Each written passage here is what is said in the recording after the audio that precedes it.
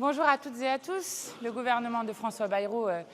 est tombé hier. Emmanuel Macron doit maintenant suivre puisque c'est aujourd'hui le responsable à la fois de l'instabilité du pays, le responsable du non-respect du suffrage des Français et des Françaises et celui qui a fait un coup de force contre leur vote en juin et en juillet dernier. Je le rappelle parce que c'est non seulement historique, pour la première fois un gouvernement est tombé avec un vote de confiance dans toute l'histoire de la Ve République, mais c'est surtout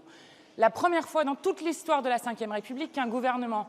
et son budget sont battus avec une aussi large majorité de députés, c'est-à-dire 2/3 des députés qui refusent la politique qui est menée. Puisque nous avons un président de la République qui refuse de changer de politique et qui s'apprête à mettre un énième Premier ministre qui continuerait toujours la même politique, eh bien, nous allons déposer cet après-midi une motion de destitution. Cette motion de destitution a été pour la première fois déposée il y a un an lorsqu'Emmanuel Macron a refusé de reconnaître la souveraineté populaire. Et il se trouve que cette fois-ci, nous la déposons encore plus en force que l'année dernière puisque nous avons d'ores et déjà 86 signataires, donc en plus évidemment du groupe des Insoumis dans son intégralité. Il y a des membres du groupe écologiste et des membres du groupe GDR qui co-signent cette proposition et nous en aurons peut-être d'autres avant le dépôt cet après-midi autour de 15 h.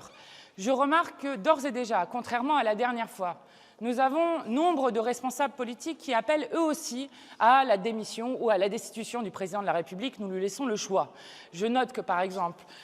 Jean-Pierre Raffarin, ancien Premier ministre, a lui-même dit qu'il fallait une présidentielle anticipée et donc le départ d'Emmanuel Macron, que le président de l'Association des maires de France s'est lui aussi prononcé pour le départ d'Emmanuel Macron, Valérie Pécresse de même, Copé et d'autres qui se sont exprimés sur cette question. Évidemment, le groupe parlementaire insoumis prendra toute sa place pour se mettre au service du mouvement du 10, dont un des mots d'ordre est justement le départ d'Emmanuel Macron. Il s'agit maintenant de sortir par le haut de l'impasse dans laquelle nous a mis le président de la République depuis plus d'un an et de faire en sorte que cette motion de destitution soit donc examinée au sein de cet hémicycle.